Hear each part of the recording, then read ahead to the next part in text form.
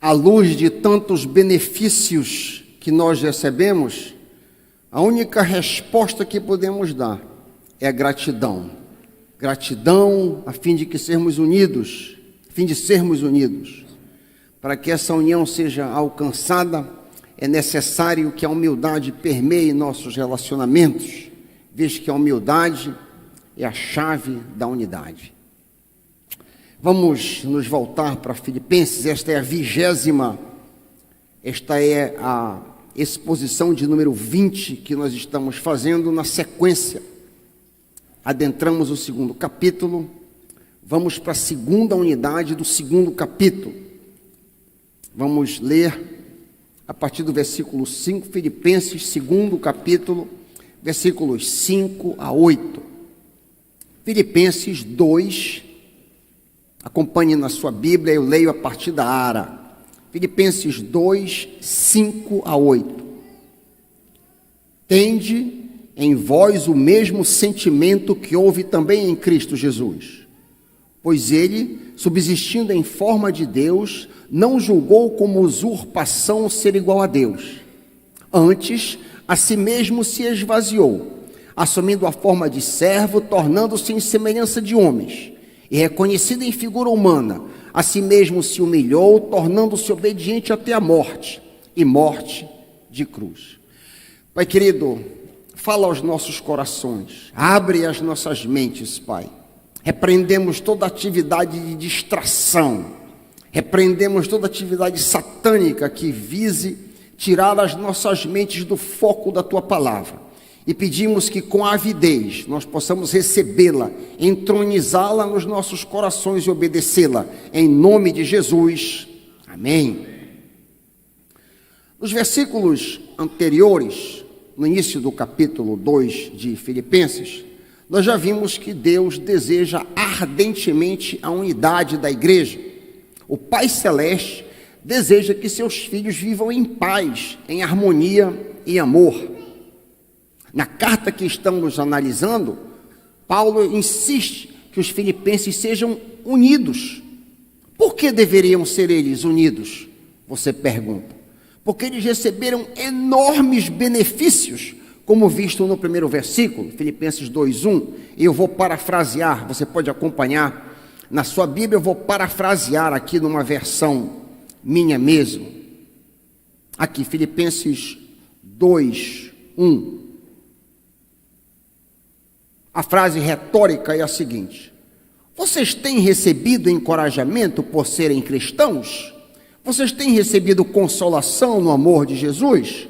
Vocês têm experimentado a comunhão do Espírito Santo?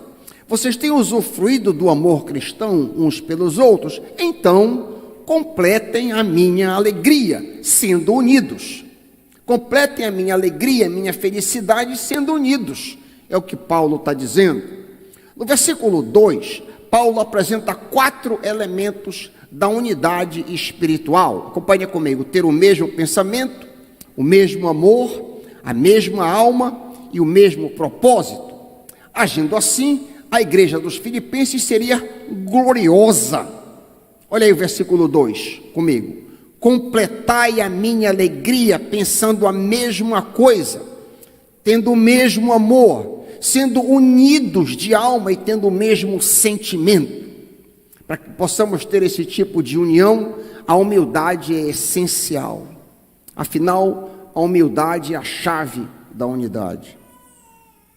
Além disso, Paulo segue dando normativas para essa união. Versículo 3, acompanha comigo. Nada faça por ambição egoísta ou vanglória, mas humildemente considere todo mundo mais importante do que você. Eu estou usando aqui uma linguagem bem contemporânea, bem fácil de perceber. Em outras palavras, versículo 3, não seja orgulhoso, mas seja servo das pessoas ao seu redor. Além do mais, não cuide apenas do teu próprio bem-estar, mas também busca o bem-estar do outro. Versículo 4, acompanha comigo. Cada um cuide não somente dos seus interesses, mas também dos interesses dos outros. Mas aí você me pergunta, mas pastor Raik, Alguém no mundo já viveu dessa forma? Alguém consegue viver debaixo dessa receita aqui? Paulo responde: Jesus viveu dessa maneira. E agora nós somos chamados a ter o mesmo sentimento que houve em Cristo Jesus. É exatamente desta maneira, desta forma, que inicia o texto que nós lemos nesta manhã. Tende em vós o mesmo sentimento que houve também em Cristo Jesus. A palavra traduzida na área por sentimento está traduzida na NVI por atitude. Seja a atitude de vocês a mesma de Cristo Jesus. A NA, a Nova Almeida Atualizada, diz: tenham entre vocês o mesmo modo de pensar de Cristo Jesus. O apóstolo está dizendo que nós devemos ter a mesma postura, a mesma atitude, o mesmo modo de pensar que Jesus tinha. Quando comentamos o versículo 3, mostramos para vocês domingo passado que Jesus considerou todo mundo mais importante do que ele. Daí ele dizer que ele tinha vindo a esse mundo não para ser servido, mas para servir. Mateus 20, 28. A verdadeira humildade é uma postura interior que é exteriorizada pela disposição de servir outrem. Jesus ilustrou o modelo de servo para nós cristãos, como devemos ser. Jesus nos mandou copiá-lo. Lemos: aprendei de mim, porque sou manso e humilde de coração. Aprendam comigo, que eu sou humilde, Jesus está dizendo. Jesus era a única pessoa no cosmos que podia dizer: eu sou humilde. Qualquer um de nós que dissesse isso já tinha deixado de ser humilde. Jesus mostrou que ele não apenas estava blefando ou falando, mas ele colocou em prática, lavando os pés dos outros. Também deveis vós lavar os pés uns dos outros, disse, porque eu vos dei o exemplo, para que, como eu fiz, vós também façais. João 13, 14 e 15. É interessante que nessa passagem, lavar os pés implica em considerar o outro mais importante, vez que essa tarefa era feita pela pessoa de menor importância. Quem fazia essa tarefa eram os escravos. Os discípulos de Jesus talvez até estivessem dispostos a lavar os pés de Jesus, mas jamais de lavar os pés uns dos outros. Afinal, os discípulos estavam justamente discutindo quem era o mais importante quando Jesus lavou os pés deles. É exatamente isso que lemos no contexto da ceia do Senhor, em Lucas 22, 24. Lucas 22, 24, se você quiser acompanhar comigo. Suscitaram também entre si, entre os discípulos, qual deles era o maior. Conversavam entre si: quem de nós é o mais importante? É interessante aqui a paráfrase de O Livro para Lucas 22, 24, diz: começaram eles a discutir qual deles teria a posição mais destacada. Essa forma de pensar é bem carnal, este sentimento é bem mundano.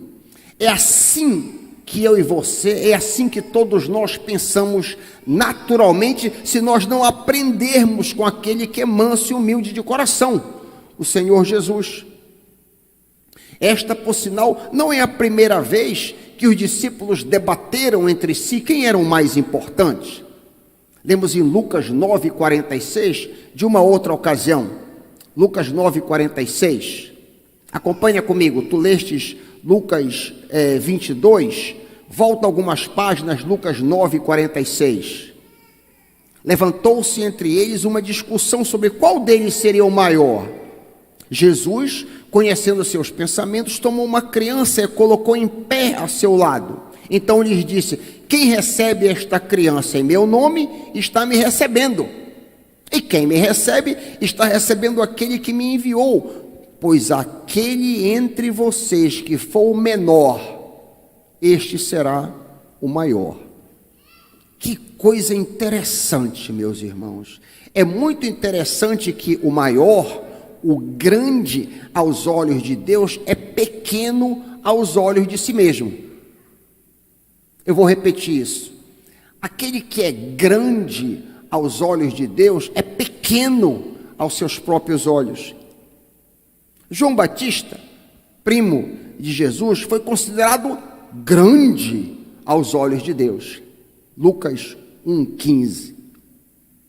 Observe a humildade de João nas seguintes palavras. João 1,27.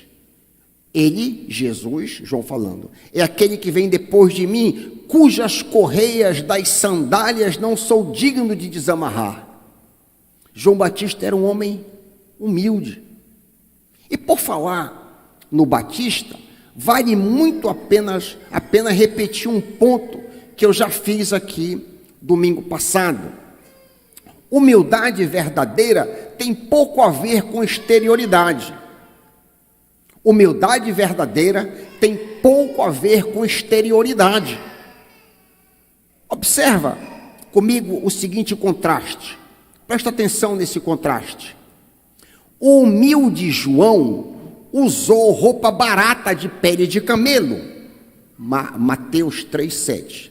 Mas o humilde Jesus usou roupa cara, a túnica sem costura. João 19,23. Um outro contraste. O humilde João comeu gafanhoto e mel silvestre. Marcos 1,6. O humilde Jesus comeu em banquetes. Lucas 7,36. O humilde João teve um estilo de vida isolada e eremita, típico de um asceta narizeu. Lucas 1,15. Mas o humilde Jesus viveu nas cidades, em meio às multidões, até mesmo participando de bodas e festas cerimoniais. João 2, 1-11, João 10, 22. Ambos os personagens eram humildes, mas viveram de forma radicalmente diferente, como o próprio Cristo contratou. Isso mesmo, o próprio Jesus contrastou o estilo de vida dele e o estilo de vida de João. Diz ele, João Batista, palavras do próprio Cristo, jejua e não bebe vinho, e vocês dizem que ele tem demônio. Por outro lado, eu estou incluindo aqui, veio o Filho do Homem comendo e bebendo, e vocês dizem, aí está um comilão e beberrão, amigo de publicanos e pecadores. Isso para dizer que a humildade verdadeira tem pouco a ver com estilo de vida, com coisa exterior. A humildade verdadeira tem a ver com sentimento no íntimo, com o coração, com a mente. A humildade verdadeira é uma disposição interior de obedecer. Tanto Jesus como João eram obedientes a Deus. Ambos viveram para agradar a Deus, embora tivessem estilos de vida bem díspares. E aí, para mim e para você, eu mostro ao Pai que sou humilde de coração quando Ele quer que eu faça algo e eu obedeço. Eu estou mostrando que eu sou humilde de coração. Você é de fato humilde quando você entende que Deus está dizendo para você parar de fazer alguma coisa e você obedece. Está aqui a verdadeira humildade. Eu entendi determinada situação da minha vida que precisa mudar. Deus falou no meu coração e eu vou mostrar que eu sou humilde obedecendo. E vice-versa. Eu entendi que alguma coisa na minha vida tem que parar, eu entendi de Deus, eu vou mostrar que eu sou humilde parando de fazer. É simples assim. Então, a raiz da humildade é a obediência. E ela começa na mente. É uma decisão do coração. Essa obediência que eu estou me referindo tem sua raiz no interior, no coração, na mente. Uma vez que entendemos em nosso interior qual a vontade do Pai em uma dada situação, aí então nos humilhamos obedecendo sua vontade. Observe a postura de Jesus no versículo 8. Volta para Filipenses 2. A gente não leu o 8, a gente vai trabalhar o 8 domingo que vem. Mas olha a postura de Jesus em Filipenses 2:8. A si mesmo se humilhou, tornando-se obediente. A si mesmo se humilhou de que forma? Tornando-se obediente. A maneira de agir de Jesus deve ser também a nossa maneira de agir. A forma de pensar de Jesus deve ser a nossa forma de pensar. Tende em vós o mesmo pensamento, o mesmo sentimento que houve em Cristo Jesus. De que maneira este sentimento interior foi exteriorizado? De que forma essa atitude interior foi manifesta exteriormente? Versículo 6, acompanha comigo. Pois ele, Jesus, subsistindo em forma de Deus, não julgou como usurpação o ser igual a Deus. Ao contrário, a si mesmo se esvaziou, assumindo a forma de servo, tornando-se em semelhança de homens e reconhecido em figura humana, a si mesmo se humilhou, tornando-se obediente até a morte e morte de cruz. Nós estamos aqui diante de uma das revelações mais profundas do Novo Testamento. Isso é um texto de uma profundidade absurda.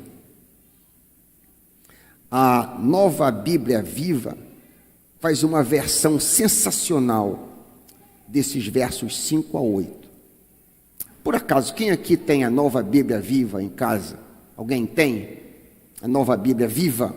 Não? Recomendo que você compre. É uma paráfrase muito boa, que ajuda muito você a entender. Olha a maravilha dessa paráfrase, escute.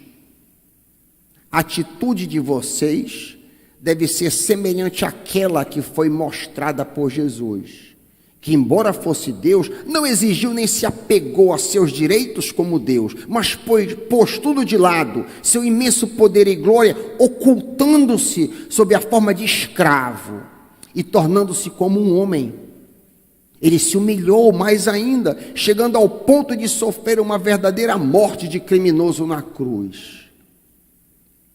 Qual foi a atitude de Jesus? Eu quero parafrasear, alargar e dogmatizar esses versículos, numa paráfrase aí bem solta, minha mesmo, versículos 5 a 8. Jesus não se agarrou aos seus direitos divinos, não se agarrou às suas vantagens e prerrogativas pelo fato dele ser Deus eterno, a segunda pessoa da Trindade. Ao contrário, ele renunciou tudo que tinha e baixou para assumir a forma de um ser humano. Ou seja, ele pôs de lado sua divindade e vestiu carne. Fosse isso pouco, ele baixou ainda mais, aparecendo como servo, como escravo de todos. Fosse isso ainda pouco, ele baixou mais ainda, aparecendo como criminoso e recebendo a morte pior que um criminoso merece. Que pensamento estupendo, meus irmãos. Que pensamento extraordinário. Este é o maior exemplo de humildade de todo o universo. Nos é impossível compreender totalmente o mistério da encarnação. Sabemos que o Logos, ou a palavra, o verbo, João 1:1, a pessoa que habitava eternamente no seio do Pai, se fez carne no útero de Maria. O anjo Gabriel anunciou a ela esta extraordinária gravidez. Eis que conceberás e darás luz a um filho. Maria perguntou ao anjo: como isso pode acontecer? Eu não tenho relação sexual com homem algum. O anjo respondeu: o Espírito virá sobre você, e o poder do Altíssimo te cobrirá com sua sombra. E então o bebê que vai nascer será Hagion, será santo, será chamado Filho de Deus. Assim, no momento certo, no ponto central da história humana, ou para usar um termo paulino, na plenitude do tempo, nascido de mulher, ele desceu do céu e se agasalhou no ventre da Virgem. Quando isso aconteceu, o anjo ordenou a José que chamasse o Logos de Jesus. Jesus relaciona o Logos ao nome hebraico Josué, que significa Salvador. Deste modo, a segunda pessoa da Trindade recebeu um nome humano, embora fosse um ente divino. Para usar a terminologia joanina do que eu acabo de dizer, ouça, a palavra, o Logos, estava com Deus e era Deus. Todas as coisas, os buracos negros, as estrelas, tudo que vemos e não vemos, o mundo macro e microscópico, todas as coisas foram feitas através dele, do Logos. E sem ele, esta pessoa que habitava no seio de Deus, nada do que foi feito se fez. A palavra se fez carne e habitou entre nós. E nós vimos, cheio de graça e de verdade, vimos a sua glória, como a glória do único Filho de Deus. É interessante que antes da encarnação, antes de entrar no ventre de Maria, nos é mostrada a maior renúncia do cosmos. Preste atenção para esta renúncia. Filipenses 2:6. Filipenses 2:6. Pois ele, o Logos, subsistindo em forma de Deus, existindo como Deus, não julgou como usurpação ser igual a Deus. A Ara, como sempre, fiel ao hebraico, mas de difícil entendimento. Como que esse verso está traduzido na tua Bíblia? Como é que está escrito na tua Bíblia esse versículo 6? A NVT coloca assim: embora sendo Deus, não considerou que ser igual a Deus fosse algo que devesse se apegar, se agarrar. A NBV, a Nova Bíblia Viva, faz melhor ainda. Embora sendo Deus, ele não exigiu, nem tampouco se apegou a seus direitos como Deus.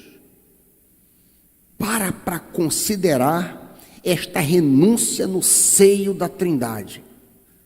Isso aqui, eu já li esse texto provavelmente no curso da minha vida, milhares de vezes, ao longo dos mais de 50 anos de vida, mas me instalou aqui algo que eu nunca havia tentado. Essa decisão foi uma decisão trinitária, foi antes, ele decidiu isso antes da encarnação. Ele estava no seio do Pai, no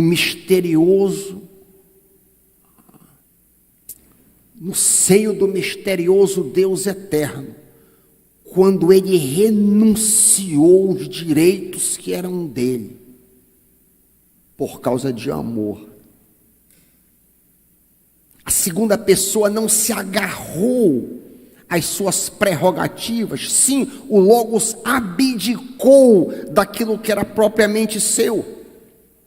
O ato de se humilhar, de vestir carne, foi voluntário, ninguém poderia obrigá-lo, foi seu próprio amor que o moveu, como diz o cântico.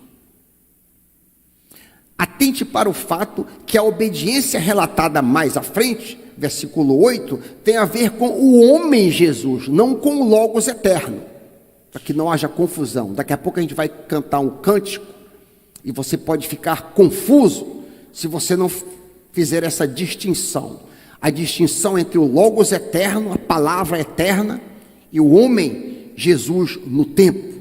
O versículo 8 a gente vai trabalhar no próximo sermão, que não é esse domingo, é o outro, que o domingo que vem é encerramento de campanha de missões mundiais. Mas o que eu queria que ficasse bem claro para nós é que não havia necessidade alguma na Trindade para que uma das pessoas viesse a esse mundo. O Deus Trino é completo em si mesmo, nada lhe falta em termos de felicidade, companhia e amor. Não houve qualquer compulsão, não houve qualquer forçação de barra para que uma das pessoas deixasse a glória eterna, o conforto, a adoração angélica, os indizíveis benefícios e vestisse carne. Abrindo um parêntese aqui e vindo já para a esfera do tempo, muitos anos depois, o homem Jesus sente falta e deseja o retorno ao seio da Trindade. Há momentos que o homem Jesus até se exaspera. Olha o que ele diz em Mateus 17, 17. Deixa um dedo aí em Filipenses e olha comigo como ele fica inquieto por estar aqui. Mateus 17, 17. Mateus 17, 17. Ó geração incrédula e perversa, até quando estarei com vocês? Até quando terei de suportá-los? Há momentos em que ele abertamente fala do seu passado, como em João 17. Na oração sacerdotal, quando eu digo o passado eterno. Na oração sacerdotal, ele afirma que cumpriu a missão, mas que já era tempo dele retornar para usufruir do esplendor que ele costumava gozar por toda a eternidade. Onde está isso, pastor Henrique? João 17, 4 e 5. João 17, 4 e 5. Palavras do próprio Cristo. Eu te glorifiquei aqui na terra, completando a obra que tu me destes para fazer. Agora, Pai, glorifica-me e leva-me para junto de ti, para a glória que eu tive contigo antes da fundação do mundo. Percebe? A glória que eu tinha antes de eu vir para cá. O Logos, a segunda pessoa da Trindade, sabia o que lhe esperava se ele encarnasse. Mesmo assim, ele renunciou os seus direitos, ele renunciou às suas prerrogativas e desceu para morar, para sofrer por nós. Este espetacular ato de renúncia de direitos é um tremendo exemplo para nós, meros mortais. No contexto de nossa passagem, esta renúncia nos é revelada para que haja união entre nós. Quais são os direitos que você precisa renunciar para que haja união na igreja? Quais são os direitos que você precisa abdicar para o bem da igreja? Alguém aqui, por acaso, te feriu? Alguém aqui, por acaso, te ofendeu? Alguém aqui, por acaso, te maltratou? Alguém aqui na igreja te humilhou? Embora você esteja certo quanto à ofensa que você recebeu, é possível que você esteja certo quanto ao maltrato. Eu quero que você, como diz Paulo, tenha o mesmo sentimento que houve em Cristo Jesus. Renuncia aos teus direitos, perdoa quem quer que seja, te humilha como Jesus se humilhou.